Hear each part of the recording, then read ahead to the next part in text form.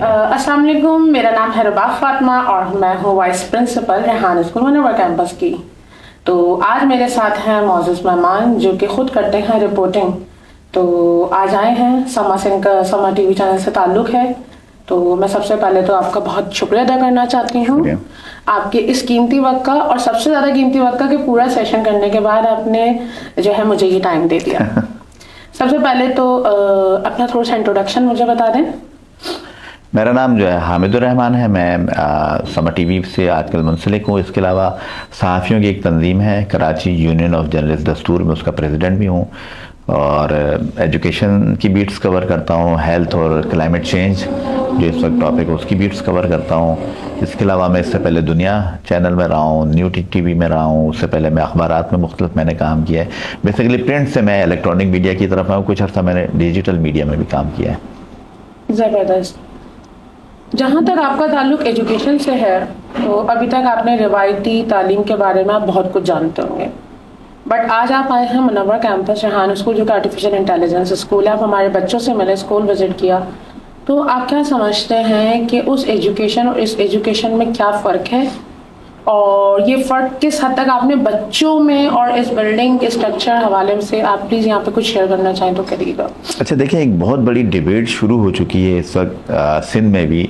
खुद वज़ीर तालीम भी अक्सर ये बात करते हैं जो रिवायती तालीम है उसके मुकाबले में गैर रिवायती तालीम होना ज़रूरी है। इनफॉर्मल फॉर्मल एजुकेशन की एक बहुत बड़ी डिबेट चली और ख़ुद वज़ीर तालीम सरदार अली शाह बहुत दफ़ा ये कह चुके हैं। और सिंध में अब जो है स्ट्रीम एजुकेशन भी शुरू हो चुकी है। आपने देखा होगा जो मुकाबले हैं स्ट्रीम एजुकेशन के, चाहे वो सरकारी स्कूल हों चाहे वो प्राइवेट स्कूल हों, बड़ी सतह पर मुनक्किद हुए हैं और महकमा तालीम जो है उन्होंने स्टेप लिया है। तो इसका मतलब है लोगों को ये बात समझ में आ रही है कि जो रिवायती तालीम है उसमें बहुत ज़्यादा रट्टा लगाया जाता है। उसमें जो चीज़ किताब में लिखी होती है वही टीचर बोर्ड पे उतार देता है, वही बच्चे उसको रट्टा लगा के इम्तिहान दे के पास हो जाते हैं। और उसके नतीजे में होता क्या है, जो अभी एक बहुत बड़ी एहतजाज हो रहा है बहुत बड़ी सतह पे कि बच्चों को फेल कर दिया गया है, बच्चों को पास कर दिया गया है। कभी छापा पड़ जाता है बोर्ड ऑफिस में, कभी तालीमी इदारों की वीडियोज़ आ रही होती है कि बच्चे छत गिर गई है, बच्चा ज़ख्मी हो गया। तो पूरा एक निज़ाम जो है ना धर्म भरम हुआ है। वालिदैन आप किसी से भी बात करें, चाहे वो मतलब जिसकी जो हैसियत है ना वो उस हैसियत में प्राइवेट स्कूल चला जाता है। सरकारी स्कूल्स पे ट्रस्ट ख़त्म हो गया है। मतलब एक पूरा जो हमारा निज़ाम है वो कोई सिस्टम है ही नहीं है, समझ लें। तो अब जो है एआई आने के बाद लोग जो है वो शायद ये समझते हैं कि जो मोबाइल का इस्तेमाल है बस यही जो है वो एआई पे हम चीज़ें देख लेंगे, या हम जो है वो डिजिटल मीडिया की बात करते हैं तो मोबाइल खोल के कुछ चीज़ें फेसबुक इस्तेमाल के लिए, सोशल मीडिया प्लेटफॉर्म इस्तेमाल के लिए, शायद यही डिजिटल मीडिया है। ऐसा नहीं है, बहुत सारी चीज़ें हैं, आपको सीखना पड़ता है। आपको ज़ाहिर आपकी एक बुनियाद होती है। अब आप देखें बहुत सारे ऑनलाइन कोर्सेज़ आना शुरू हो गए हैं। डिजिटल मीडिया अब हर कोई, जिस तरह एक वक्त आया था कि हर कोई जो आईटी के सब एक रेवर था चला जा रहा था, अब उसी तरह हर कोई डिजिटल मीडिया की तरफ भाग रहा है। लेकिन बुनियादी जो चीज़ होती है उसका कॉन्सेप्ट क्लियर नहीं होता आपका। तो मैं यहाँ आया, मैंने जो चीज़ सुना बहुत था रेहान साहब का, बहुत सारे स्टूडेंट से वैसे सोशल मीडिया पे रब्ता हो जाता है या कुछ चीज़ें सोशल मीडिया पे इंसान देख लेता है। रेहान साहब के मुख्तलिफ चीज़ें भी, वीडियो क्लिप्स भी आ जाते हैं, लेकिन इतना अंदाज़ा नहीं था कि बाकायदा स्कूल की शक्ल दे के अब स्टूडेंट्स को पढ़ाया जा रहा है। मेरे लिए सबसे हैरान कुन बात यह थी कि मैंने बहुत छोटी उम्र के बच्चे यहाँ देखे हैं जो मैं समझ रहा शायद 4, 5, 6 साल जो एज होती है, कुछ भी नहीं होती, तो वो मैंने देखे। और वो जब कैनवा पे चीज़ें डिज़ाइन कर रहा हो, बच्ची कह रही है कि उसने 90 पोस्टें जो है वो 6 साल की उम्र में अभी जो है वो कैनवा पे तैयार कर ली हैं। तो ज़ाहिर है कि स्किल्स तो है ना, और स्किल्स के बगैर इंसान कुछ भी नहीं है।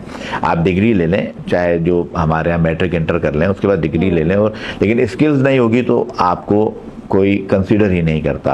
और यही चीज़ मैंने यहाँ आकर देखी कि बच्चों को स्किल सिखाई जा रही है, बच्चों को कोडिंग सिखाई जा रही है, जो मेरे लिए बहुत ज़्यादा हैरानकुन बात थी। तो कोई चीज़ सीख रहे हैं बच्चे, ना सिर्फ सीख रहे हैं, उसका नतीजा भी हमने देखा कि वो जो बच्ची है महरोज़, जिसका भी हमने देखा कि उन्होंने सिंधी बेस्ड जो है वो एक कैलकुलेटर भी तैयार किया। मतलब कोई आउटपुट इनपुट जो था वो आउटपुट की सूरत में सामने आया है। तो ये डिफरेंस है उस तालीम के मुकाबले में जो हम स्कूल्स में देखते हैं, चाहे वो सरकारी स्कूल्स हो, इवन के जो प्राइवेट स्कूल्स भी है वो थोड़ा सा डिफरेंट तो है, लेकिन ज़ाहिर है वो वहाँ भी वही रट्टा है। बच्चे रट के तालीम पेपर दे देते हैं, एक पेपर ले लेंगे और सबकी तरह बाहर आ जाएंगे और जॉब के लिए फिर लाइन लगी होती है, जॉब्स नहीं है। तो ये दौर एआई का है, अगर इस दौर से हम फ़ायदा नहीं उठाएंगे, बच्चे नहीं उठा सकेंगे, क्योंकि हम देख रहे हैं हमारा पड़ोसी मुल्क इंडिया है, वहीं से बहुत सारी एक खैप है जो पूरी दुनिया में जाती है, काम करती है, उनकी सलाहियतों से दुनिया फ़ायदा उठाती है। तो हमारी सलाहियतों से, हमारे जो नौजवान हैं इनकी सलाहियतों से क्यों नहीं फ़ायदा उठाया जा सकता? मैं हम अपने स्कूल की ना एक सबसे यूनिक बात मैं यहाँ बताने चली हूँ आपको कि इस स्कूल में ना टीचर्स नहीं है। ये स्कूल, अब आप खुद सोचें, कोई ऐसा स्कूल जो टीचर्स के बगैर फिर चल कैसे रहा हो? ये सवाल बेसिकली मेरे कैमरामैन का है, जिसने अच्छा। मुझसे पूछा कि यार मुझे टीचर नहीं दिखाई नहीं दे रहा। तो मैं उसको यही समझाने की कोशिश कर रहा था खुद से, लेकिन मेरा भी ये सवाल था कि टीचर नहीं है तो बच्चे खुद से कुछ कैसे सीख रहे होंगे कुछ। तो ये एक वो सवाल है जो लोग पूछते हैं कि भाई अगर टीचर नहीं है तो कैसे सीखेंगे। अच्छा, सबसे पहली बात कि हमने फैसिलिटेटर रखे हैं। मैं खुद भी जब यहाँ आई थी ना, मैं फैसिलिटेटर थी। वैसे मेरा 14 इयर्स एजुकेशन से पीछे से ताल्लुक है। मैंने भी हेल्थ पे, सेफ्टी पे, एनवायरनमेंट पे, HSC, ISO 45001 ब्ला ब्ला ब्ला ब्ला सब पे काम किया हुआ है। बट जब मैं यहाँ आई ना, मैं फैसिलिटेटर के तौर पे आई। फैसिलिटेटर मीन्स कि हम AI के बारे में भी कुछ जानते नहीं है। पहले हम इसको 3 मंथ्स 6 मंथ्स में सीखेंगे और फिर बच्चों को मजीद फैसिलिटेट करेंगे। टीचर तो वो होता है ना, किसी एक सब्जेक्ट में उसको कमांड है पूरी और आके सामने खड़ा हो गया, बोर्ड पे लिखना शुरू किया, बच्चों ने कॉपी कर दिया। हम लोग यहाँ पर है फैसिलिटेटर्स। अब इंग्लिश की बात करें, हम इंग्लिश के लिए कोई बहुत बड़ा कहते हैं ना कि हाई प्रोफाइल हायर कर सकते हैं टीचर, लेकिन हमने नहीं किया। ठीक है, लेकिन जस्ट एक लैंग्वेज के तौर पे उसको कॉल एनी एक होती है, AI ऐप है जो पूरे बच्चों को इंग्लिश सिखाती है। कॉल एनी फ्री ऐप है और इस पर मैंने एक वीडियो भी बनाई थी और काफी डिफरेंट मीडिया ने इसको कवरेज किया था। तो ये ऐप जो है ना इंग्लिश को कवर करती है और बच्चों का एक्सेंट, बच्चों की जो है लैंग्वेज, ईच एंड एवरीथिंग सब चीज़ें कवर होती हैं। और सबसे खूबसूरत बात ये है कि आपको हर वक्त आपके मोबाइल में अवेलेबल है। आपको इसके लिए कोई टाइम बाउंड नहीं करना, कोई अमाउंट फीस जो है पेड नहीं करनी, फ्री ऑफ कॉस्ट आपको मिल रही है। हर टॉपिक पे बात करें बहुत, और हमारे माशाल्लाह बहुत सारे बच्चों ने इसमें इंग्लिश में बहुत इंप्रूव किया है। तो हमारी जो कोडिंग है, कोडिंग विद हम AI कर रहे हैं। अभी हमने सिर्फ एक छोटा सा कुरिकुलम बनाया है और बच्चों ने CNN का क्लोन, ChatGPT क्लोन और YouTube के क्लोन, WhatsApp के क्लोन, सब चीज़ें सामने बना के हमारे रख दी है। ठीक, अच्छा बस एक जो सवाल मेरा है, बाकी भी जो लोग पहली बार आते हैं उनका भी ये सवाल होता होगा, जो डिग्री है ज़रा कहीं ना कहीं आप जाएं स्किल्स के साथ डिग्री भी पूछी जाती है, तो आप डिग्री क्या देंगे अगर 4 साल बच्चा यहाँ पढ़ेगा? GED की डिग्री कहलाती है। ठीक है। और इंटरनेशनल लेवल पर इक्विवेलेंट टू इंटरमीडिएट। ठीक है। हमारे पास से बच्चा मतलब जब निकलता है GED की डिग्री करता है और पूरे 4 साल गुजार लेता है, तो हम इतना एलिजिबल उसको कर देते हैं कि वो इस टेस्ट में अपीयर हो जाए और वो डिग्री जो होती है, आप इंटरनेशनल तौर पर आप इसको सर्च भी कर सकते हैं, ये इंटरमीडिएट की इक्वल होती है। ठीक है, ठीक है। बाकी तो तमाम चीज़ें अच्छी हैं ज़ाहिर है जो देखी मैंने, और इम्प्रेसिव भी हैं। ज़ाहिर है एक पहली बार कोई आए उसको अट्रैक्ट भी करते हैं, और ज़ाहिर है जो आते होंगे लोग यहाँ विजिट करने के बाद वो ये ज़रूर पूछते होंगे कि एडमिशन का प्रोसेस क्या है। तो यही सवाल जो है बाकी मैंने भी आपसे किया था।